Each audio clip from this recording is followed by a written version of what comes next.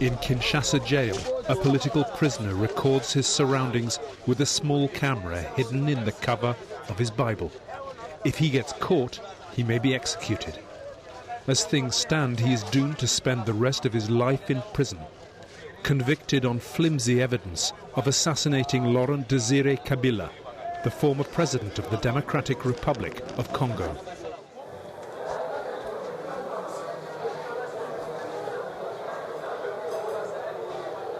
Je suis là parce qu'il faut bien que quelqu'un soit là. Je suis là parce que il y a eu un crime qui a été commis, l'assassinat du chef de l'État. Or, un crime ne peut pas rester sans quelqu'un qui soit accusé de cela. Il ne peut pas y avoir de crime sans criminel. Je suis là parce qu'il faut que quelqu'un paye. Je suis là parce que on a jugé que la stabilité du régime était plus importante que la recherche de la vérité. Je suis là parce que il fallait très vite donner au peuple, qui c'est certain aimait beaucoup le chef de l'État, une réponse rapidement. Et voilà.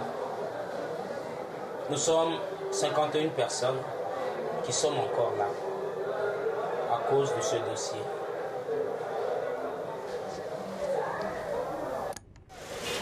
Laurent Kabila was killed on the 16th of January 2001 in circumstances that remain clouded. He is now portrayed as a martyr. The authorities regard his assassination as a closed case. But we have decided to reopen the file and conduct our own investigation. On May 17, 1997, Laurent Kabila became president of the DRC. Laurent-Désiré Kabila, je jure fidélité à la nation. He came into power with an army of child soldiers trained by neighbouring Rwanda. They marched across the DRC in order to overthrow the long-standing dictator, Mobutu Sese Seko. Their march began in the east of the country, on the border with Rwanda, and they walked 2,000 kilometers to reach the capital Kinshasa, where Kabila was greeted as a liberator. The West did not view the arrival of this former Marxist revolutionary as leader of the DRC in a favorable light. But Kabila imposed himself nonetheless, after Nelson Mandela steered Mobutu into retirement.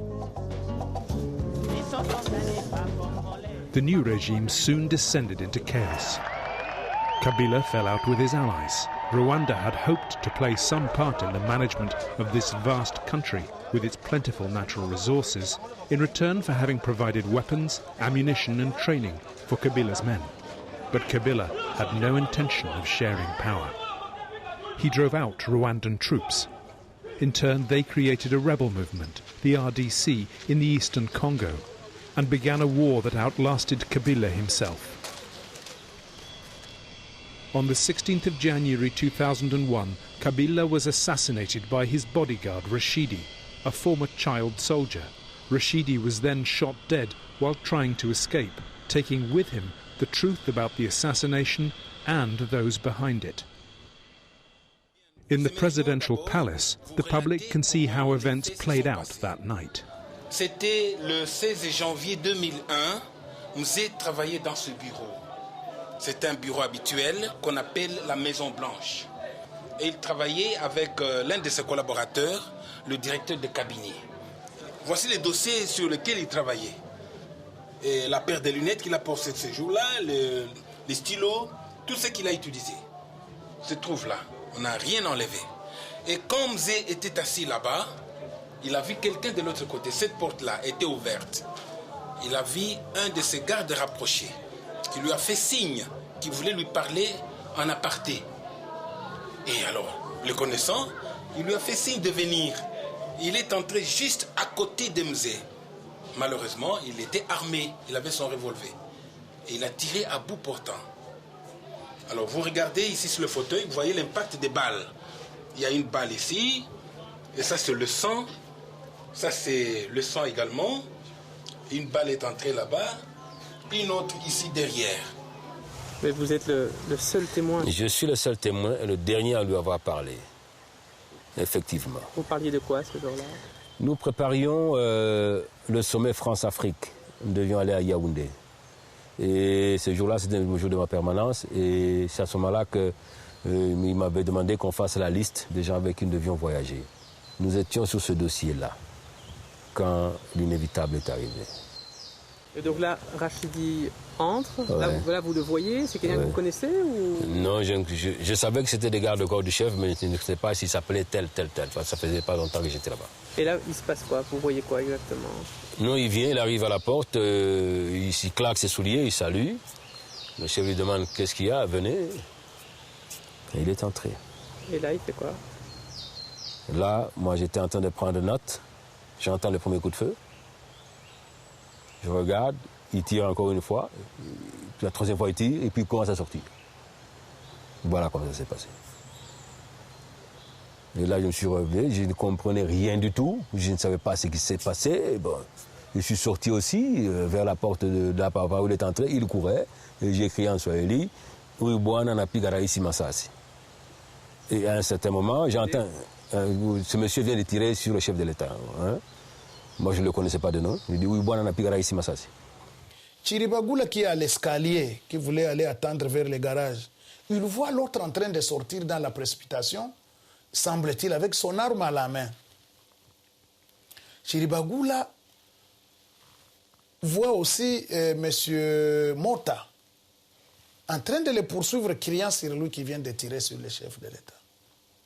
Chiribagula affirme avoir tiré une balle sur Rachidi dans la jambe et il est tombé. Mais subitement, Edi Kapend viendra avec Kalachnikov pour achever Rachidi. Et Chiribagula affirme même qu'il a empêché Edi Kapend de laisser qu'il parle. Edi Kapend, dans la colère, d'ailleurs, les questions qui lui étaient posées sur ça, il lui-même dit que il avait achevé effectivement parce qu'il était dans la colère. Camarades, officiers et soldats, le peuple congolais, encore une fois en ce jour, a besoin de votre sérénité. Eddie Kapend was Kabila's personal assistant. It was Kapend who killed Rashidi, the assassin. He then went on state television to appeal for calm, fearing news of Kabila's assassination would spread and trigger panic in the army. Vous, soldats et commandants, lisez les armes sans ordre préalable qui vous sera donné par la hiérarchie selon l'ordre que je donne en ce moment. Eddie Kapend kept quiet about events at the palace. He was playing for time. He wanted to make sure the succession was organized peacefully. The borders were sealed. At the airport, only one plane was allowed to land. The flight bringing the president's son, General Joseph Kabila, back from the front line, summoned to Kinshasa to succeed his father.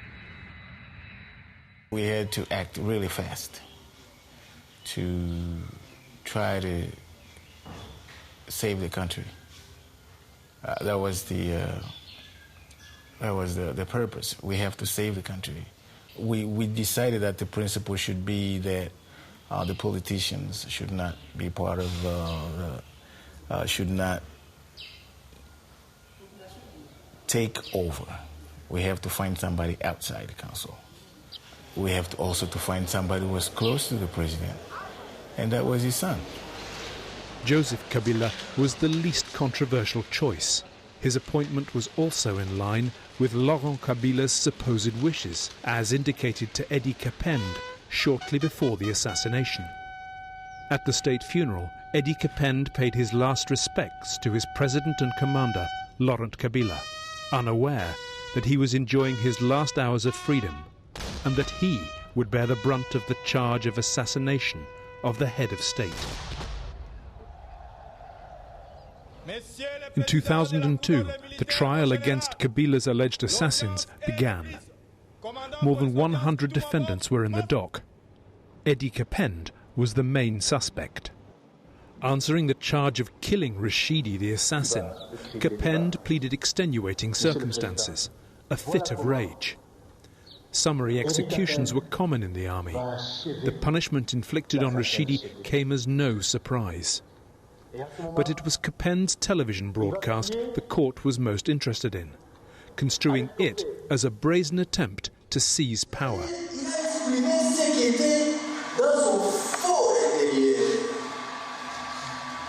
De manière tout à fait aisée. C'est sorti donc au moment opportun. Au moment où il fallait justement prendre maintenant les choses en main. State prosecutor Charles Alamba accused anyone and everyone. He was determined to find as many culprits as he could. En général, avec tout mes respects, je n'ai jamais tenté de prendre le pouvoir. Jamais je fais mon devoir à la fidélité vis-à-vis du chef de l'État et personne d'autre ne pourra y démontrer. C'est aujourd'hui que les gens sont en train de considérer toute cette loyauté-là comme un sentiment de richesse. He's the one who was next to the president. He was the man who was giving all these years the information from the president to the different soldiers, to the different generals, in fact. So I think he felt like it was also part of his responsibility to go and address the military. I think, because I remember that night he was talking to different generals in the provinces, telling them to be to keep quiet, not to control their troops, don't let anybody panic, things are under control. He was telling them, and nobody objected. And in fact, I think to some extent, he helped the country because he was giving them the confidence of the power. But to say that he wanted to take power that night, I don't think so. Colonel Eddie Kapend dans la barre. Je déclare coupable d'attentat contre la vie du chef de l'État. Il ne retenait aucune circonstance atténuante en sa faveur et le condamne pour cette infraction à la peine capitale. La Cour ordonne son arrestation immédiate.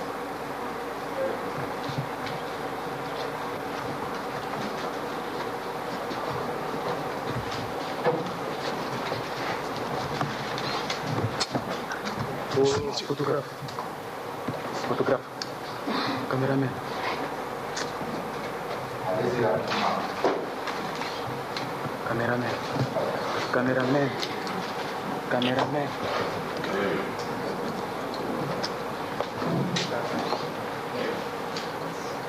Capitaine Kapouat-Mouche. Overall, nearly 100 people were to be convicted on the basis of vague suspicions. Most of them sentenced to death or life in prison for assassination. One of them was Antoine Vumilya, our prisoner with the hidden camera. La Cour le condamne à une peine de vie plus forte, soit la peine capitale. Justin Mirini. The trial lasted 9 months, but there were so many flaws in it that after reading his verdict, the judge made his own announcement. Le procès contre l'assassinat du chef de l'État n'est pas terminé. Les enquêtes continueront et d'autres procès aussi continueront. La séance est levée. 7 years later, the death sentences have not been carried out. But in spite of the judge's promises, there has been no new trial. Antoine Vumilya and his companions are still rotting in Kinshasa prison. The late president of Congo keeps a watchful eye on them. C'est par là que je reçois de l'air, un peu de lumière, mais aussi des eaux de pluie lorsqu'il pleut. Voilà un peu, il n'y a pas de vitres, mais c'est bien renforcé pour que je ne tente pas de me sauver. C'est mon bureau, le bureau d'un condamné à mort. Je ne sais pour combien de temps encore. Vous avez là des auteurs que j'aime bien, Abdourahmane Ouaberi, Proust, Zadie Smith, Alain Mabakou, et qui d'autres, Céline. J'habite une petite cellule avec 2 autres détenus de droit commun. On a dit que je devais être surveillé par cela parce que moi, comme les autres détenus politiques, avons une tendance compulsive à l'évasion. Il suffirait qu'on ait une brèche et on s'évaderait, c'est même fait d'ailleurs. Voilà. Antoine Vumilya spends his days dreaming of a way to escape. As for Eddie Kapend, the man who went on state television, he remains in his cell all day. He keeps silent in the hope that one day the trial will be reopened and that his innocence will be established. In the meantime, even if a cell is not exactly a luxury, it is their only privilege in this prison, where survival is a daily worry.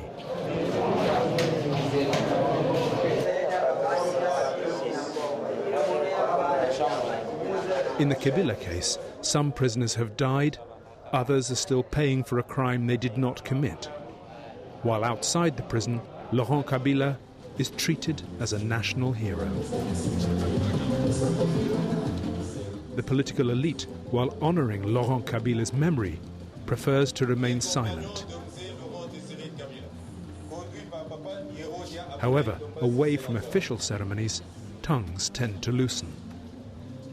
Abdoulaye Yerodia, now a senator, was a Kabila ideologist and faithful friend. Les gens qui sont en prison, je ne pense pas que c'est eux. Ils ont porté le chapeau et tout. Et il était difficile de trouver les vrais auteurs de cette infamie. Mais se mettre à défendre cette cause, que ce n'est pas eux qui ont tué, mais il faut les libérer, il faut avoir la solution de rechange. Alors qui a tué MD, ça moi je ne sais pas. Je ne sais pas encore. On ne peut lutter pour les Kapend que si on a une solution d'échange. On ne peut pas dire libérez-les et puis c'est tout. So when Kabila died, what happened exactly? Rashidi, the president's bodyguard, enters the office. He fires 3 shots at Kabila, who dies immediately. Rashidi tries to escape, but he is neutralized by another bodyguard, who shoots him in the legs. Alerted by the shots, Kabila's right-hand man, Eddie Kapend, rushes over and kills Rashidi. But Rashidi did not act alone. The plan was that he would escape by climbing over the walls surrounding the palace, where George Mirindi, his alleged accomplice, was waiting in a car. When Rashidi failed to appear, George Mirindi left without him. George Mirindi was arrested and even confessed to taking part in the assassination. But remarkably, he was able to escape before the opening of the trial. A comparer le nommé Mirindi Firemba Georges. Reconnaissez-vous avoir participé à l'assassinat du président Kabila le 16 janvier 2001? Oui. Comment avez-vous participé? Je vous donnerai le détail demain. Pourquoi demain et pas aujourd'hui? Je ne suis pas disposé aujourd'hui à cause de mon état de santé. Pouvez-vous nous donner les noms de gens avec qui vous avez préparé et exécuté cet attentat? Je vais vous donner leurs noms demain. In his statement, George Mirindi said he would explain what happened. But one night, Mirindi escaped from prison. Antoine Vumilya was in the same cell when the escape took place. Une nuit, vers 3 heures du matin, nous voyons un certain Kassongo, Chap-Chap, comme on l'appelait, qui était directeur de renseignement. Il est entré dans le cachot. Nous savions bon qu'il est venu comme d'habitude pour torturer, interroger. Mais il dit ce jour-là, bon, voilà, je vais appeler trois noms. Il appelle trois noms. Le major Bora, devenu général par la suite au sein de la rébellion du RCD. Il appelle le lieutenant Georges Mirindi, qui est devenu par la suite colonel. Il appelle aussi le lieutenant Bahati. Il dit, venez, je vais vous torturer, vous allez voir. Vous avez tué le chef de l'État, et patati et patata. Et à ce qui me semble, Bora était déjà prêt, savait qu'il allait partir parce qu'il était bien habillé avec un pantalon jeans, une chemise au-dessus. Et quand on l'a appelé, je l'ai vu mettre une salopette au-dessus et prendre une petite Bible glissée dans la poche derrière de son pantalon.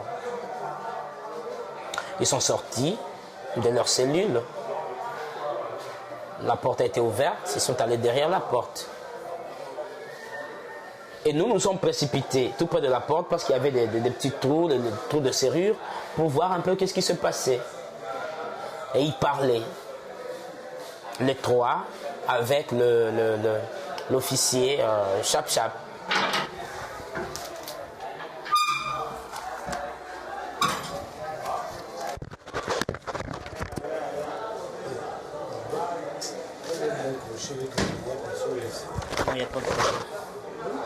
Alors, quand le directeur de renseignement, Chap-Chap, Salomon, s'est rendu compte que nous étions en train de regarder les lorgnets à travers les petits trous, il a dévissé l'ampoule, une ampoule qui se trouvait tout près de lui, il a fait noir et nous ne pouvions plus rien voir.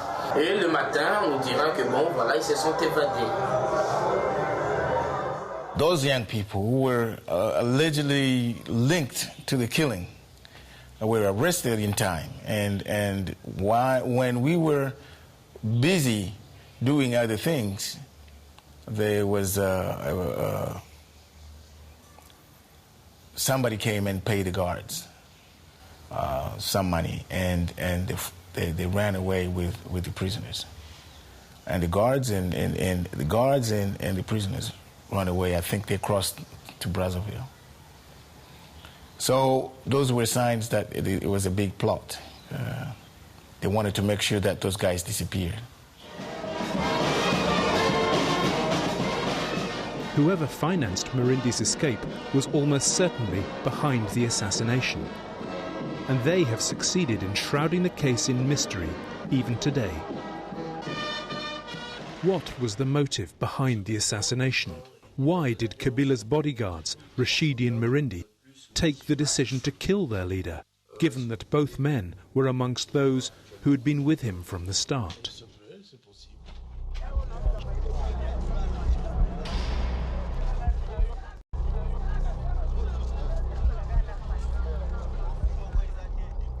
During the trial into the assassination of the Congolese President Laurent Kabila, the prosecution began to focus their attention on Commander Massasu, a Kabila loyalist who had marched across the country with him to Kinshasa.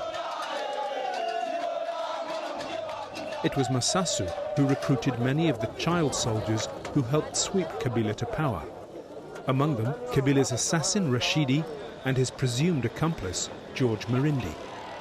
But once in power, Kabila was afraid that Massasu's popularity might overshadow his own success. He had Massasu arrested and sent to the front line, where he hoped to have him discreetly executed. Antoine Ngaliema was a close associate of Massasu. They were arrested together and after weeks of torture were sent to Pweto, where Massasu was executed. This was in November 2000, 2 months before Kabila's assassination. C'est un environnement d'enfer. Des carcasses de véhicules militaires calcinés, des restes de corps en décomposition, des matières fécales en putréfaction. C'est un désordre indescriptible. On est resté. On a amené des bêches, des pioches, Alors nous, on s'attendait à ce qu'on vienne creuser des tombes pour nous. Ils ont débroussaillé, ils ont installé une tente, le procès a commencé.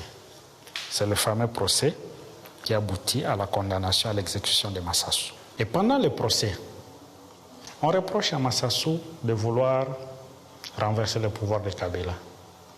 Massassou se met debout, il dit à tout le monde qui était devant là, mes relations avec Kabila ne dépendent pas de vous.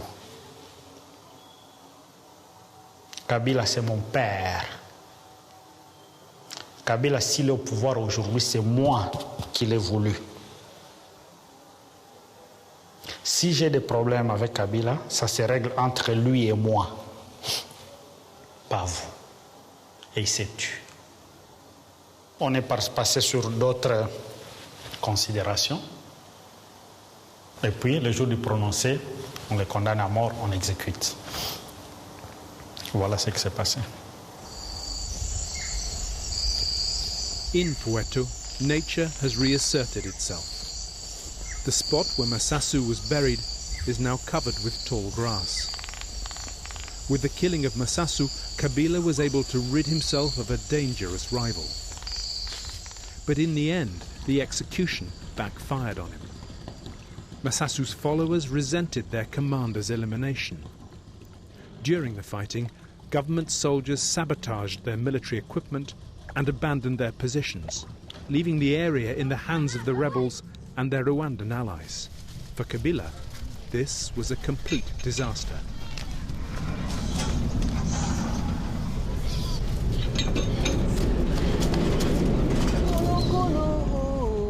At the palace, most of Kabila's bodyguards had been recruited by Massassou. They too received the news of his execution very badly. The atmosphere around Kabila deteriorated, so much that his personal safety was undermined. During the trial, State Prosecutor Alamba attacked ordinary soldiers and civilians from the same region as Massassou.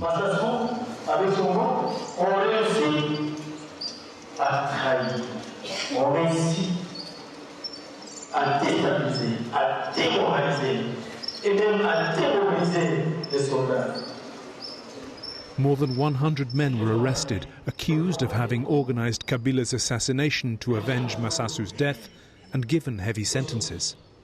Yet it is hard to believe that so many people could have been part of a plot that remained completely secret. For Rashidi and George Murindi, Massassou's execution was just one of many humiliations. The bodyguards were badly treated by Kabila. They received only meager wages. Supposedly the last line of palace defense, they had lost faith in Kabila and were perhaps ready to listen to anyone who might wish to get rid of the president. One of George Murindi's contacts was Bilal Héritier, a Lebanese citizen with his own reasons for wanting to see the head of state change. Héritier was a wealthy diamond dealer with a business stretching across the DRC and with easy access to the presidential palace. Héritier negotiated his diamonds directly with Kabila. Kabila made his personal guards available to Héritier to escort and protect the precious packages. Under Kabila, Héritier's business flourished, until the day the president changed the rules and set up a monopoly to provide funds for the ongoing war in the East. He banned all dealers from exporting diamonds and instead handed the trade over to one company, an Israeli firm, Idi Congo. This was in 2000, a few months before his death. Bilal Héritier was cut out of the lucrative market overnight, and by then he had already met George Murindi. Il y avait la guerre qui était toujours là. Il fallait payer les équipements, il fallait payer les militaires qui étaient au front. D'où devait venir cet argent-là? Donc il fallait développer des moyens pour y aboutir. Et ça, ce monopole était un de ces moyens-là. On vous donne accès à nos minéraux. En échange, vous nous donnez des liquidités équivalentes à l'accès que vous aurez. Et nous utilisons ces liquidités pour nos projets. On a dit à Idi Congo, tu nous donnes en liquidité 20 millions de dollars, nous te donnons ces monopoles pour 3 ans renouvelables, et puis nous voyons comment les autres aspects du contrat seront mis en application. C'était ça, faites le contrat. Nous avions comme projet de créer une police spéciale formée par les Israéliens. C'est ça le passage qui avait créé Emmanuel l'autre fois, qui avait pour but justement d'identifier les voies, les fuites là, et de les bloquer afin de maximiser les recettes qui entraient par des voies normales. Donc, au point de vue de ces monopoles, c'était ça, le projet. On the evening of the murder, after failing to pick up the assassin Rashidi, George Mirindi drove through Kinshasa and found refuge at Héritier's home, in this building, in the city centre. We can only speculate about what logistical help Héritier, the ruined diamond dealer, may have provided to George Mirindi and the other bodyguards. But late that night, the security services raided Héritier's flat. Both Héritier and George Mirindi had already gone. Enraged by their escape, the soldiers rounded up other people in the building, arresting 11 brothers, cousins and neighbours of Héritier who were present. Ils n'ont même pas interrogé, c'est incroyable. De toute façon, déjà avec leur camion, pour quitter la ville, pour arriver à Tsélé, là où les ont tués, il faut au moins 2 heures pour le camion pour qu'il arrive là-bas. Tu vois, donc ils les ont pris là-bas, ils les ont tués sur le mur, parce que tous c'était par derrière, quoi, tu vois. Ils ont mis tout le monde au mur, après ils ont tué. Ton frère avait quel âge? Donc il avait 22 ans. The 11 Lebanese citizens were summarily executed. By killing them, the soldiers lost any opportunity of discovering more about the diamond trail. During the Kabila trial, the soldiers involved in the death of the 11 Lebanese were prosecuted for murder. They all said they simply obeyed orders. Moi, j'étais un commandement général. Je suis allé faire un ordre militaire. Nous sommes en temps de guerre. En temps militaire, je suis allé faire mon travail. So where did those orders come from? The question was embarrassing because Joseph Kabila, at the time number 2 in the army, was the officer in command of these men. Would he have given the orders? Was he seeking to avenge his father's death? The court avoided going any further into an affair that might embroil the new president of the republic. The soldiers were given a death penalty. George Mirindi and Héritier were sentenced to death in absentia. They found refuge in Rwanda, then joined the RCD, the pro-Rwanda rebel group in eastern Congo. Their recruitment leads one to wonder about the role played by the RCD, and behind it, by Rwanda in the assassination of the head of state. Both had reasons for wanting to get rid of Kabila.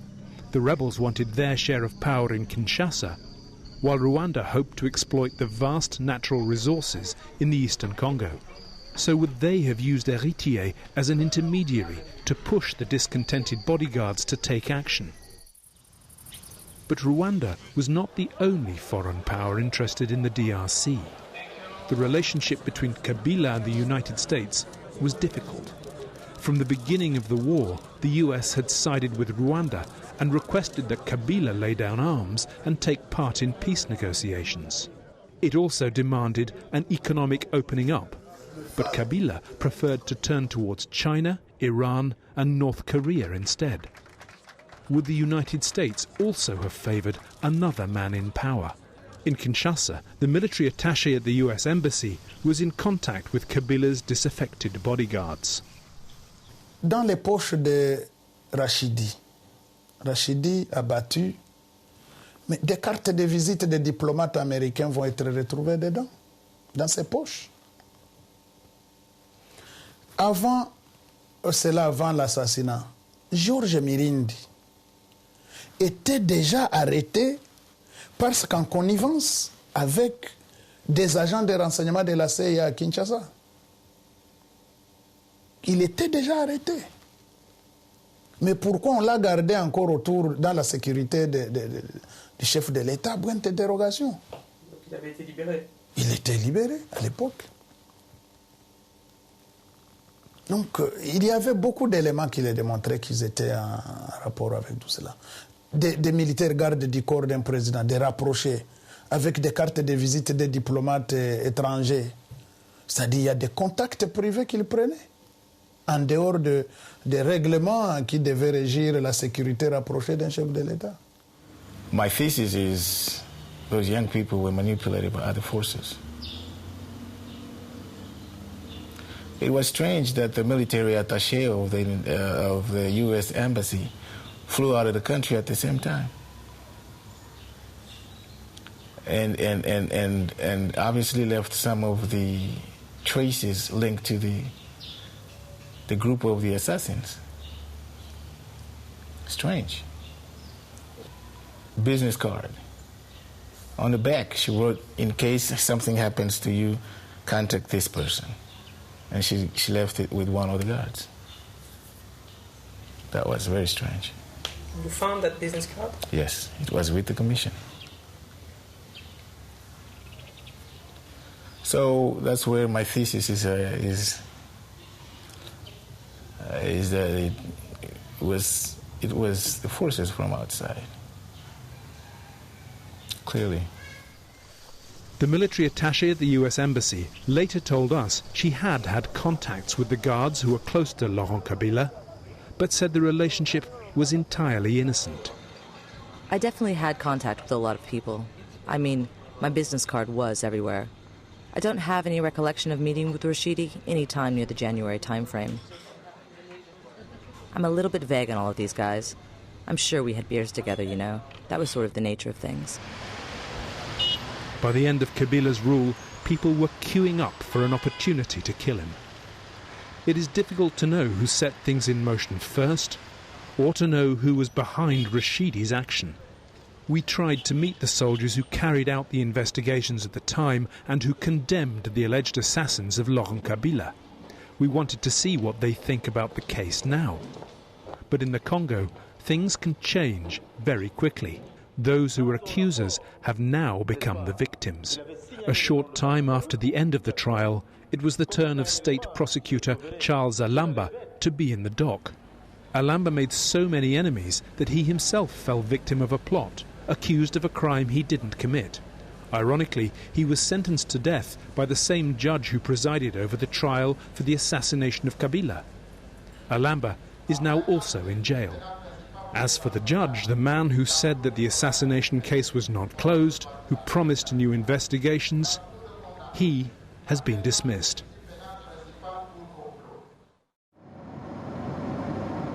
Our last chance to get to the bottom of this case could be in Sweden.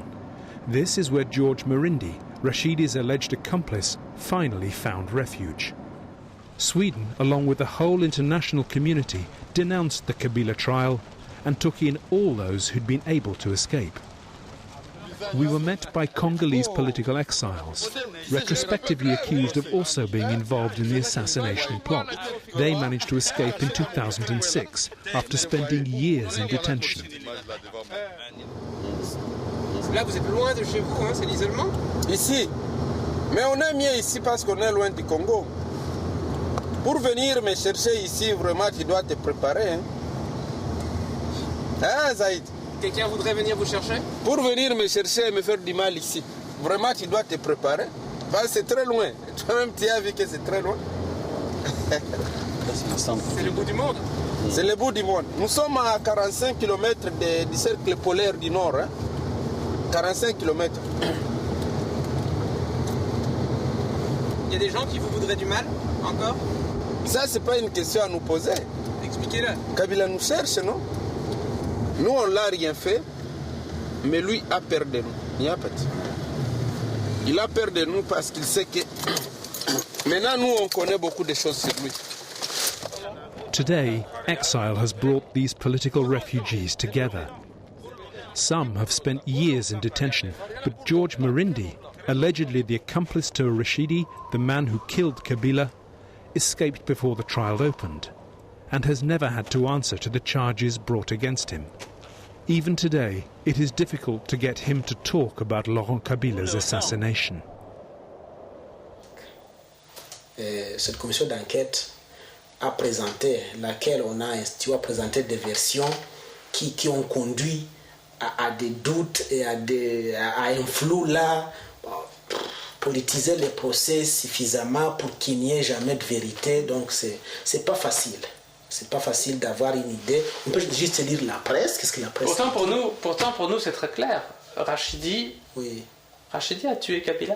Et Rachidi est sorti en courant. Si.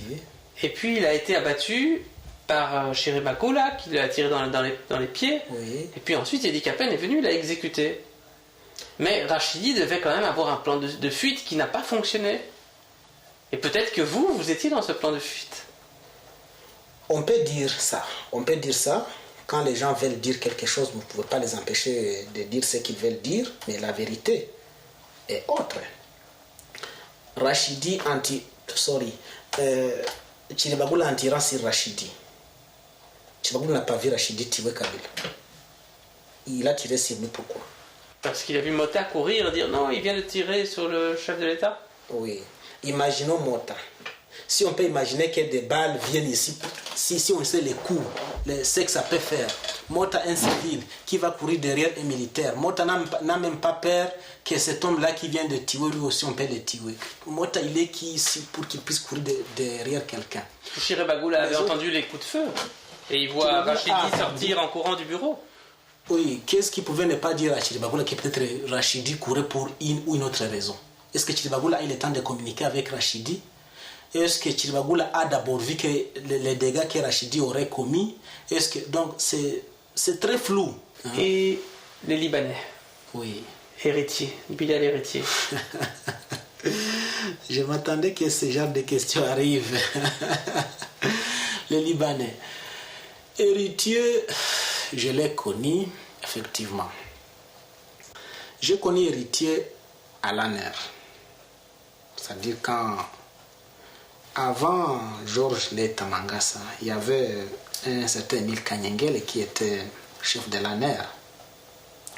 Alors, on a parlé, vous voyez le fils qui est en prison à Kinshasa, Mouranzi, Broume Fiston. Le rapport avec le Libanais, je ne comprends pas, on s'écarte, j'ai l'impression qu'on s'écarte un peu. Oui, non. La question, c'est par rapport aux Libanais. On dit ce Bilal héritier. Pourquoi est-ce qu'on tue 11 Libanais le soir de l'assassinat? On dit que c'est un rapport avec un certain Bilal héritier qui travaille dans l'entourage du chef de l'État. Peut-être il peut avoir travaillé, mais moi je ne sais pas. Je ne sais pas. Il y avait beaucoup de... No one can expect George Mirindi to acknowledge the part he played in the assassination. But his silence and his digressions must hide some part of the truth. Meanwhile, in Kinshasa jail, others pay for this crime. Il faut que la vérité soit restituée. Il faut que la vérité soit restituée. On ne bâtit pas un pays sur la base de mensonges. Lumumba est mort. On ne sait pas trop bien comment. Kabila vient de mourir. Il est mort aussi. On ne sait pas trop bien comment. Et comment un pays va se construire sans connaître la réalité sur son histoire? Moi, je crois que c'est... On est mal parti. On est mal parti. Très mal parti. Avec des cadavres enfouis. On ne construit pas un pays avec des cadavres dans les placards de l'histoire. On est mal parti. As Antoine Vumilia could not, we raised this issue with the President, Joseph Kabila. Monsieur le Président de la République, vous avez parlé de l'impunité. Vous avez dit qu'elle ne pouvait plus prévaloir. Mais il y a des gens qui sont en prison, des personnes qui ont été jugées dans le cadre du procès de l'assassinat de votre père, un procès qui a été décrié par les organisations de droits de l'homme comme un procès inique. Parmi ces gens, il se peut qu'il y ait des innocents. Est-ce que, Monsieur le Président, vous avez l'intention de rouvrir ce procès un jour ou bien de prononcer une amnistie? Merci. Amnistie ou non, pour ceux qui ont été condamnés dans l'assassinat du feu mon père, Laurent-Désiré Kabila. Écoutez.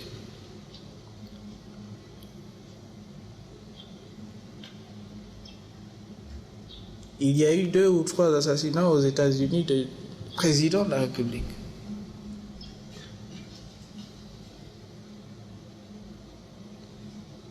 On a amnistié combien de ces assassins?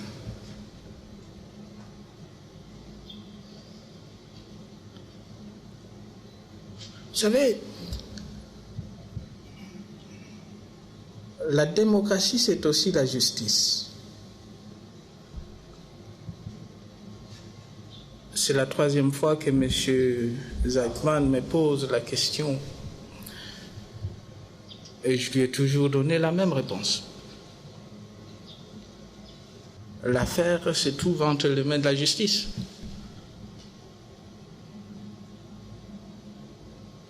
Je ne suis ni le président de la Cour suprême, ni le procureur général de la République d'ailleurs, ni l'auditeur. Alors, je n'aimerais pas ici influencer la décision de la justice congolaise. For Joseph Kabila, this is not just about the assassination of the former president, but the killing of his own father. Consequently, the situation is complex. Should new legal proceedings be allowed, the whole truth about Laurent Kabila's assassination might come out. But this seems very unlikely. The trial has enabled Joseph Kabila to maintain publicly that his father's assassins have been found, and so he can assert his own power. Today, he does not want to rake over the past. New investigations may uncover the involvement of the foreign powers with whom Joseph Kabila has built alliances since coming to power. He has signed peace accords with Rwanda, ended the diamond monopoly, and opened Congo to foreign investors. This reconciliation suits everyone, except those forgotten in Kinshasa prison.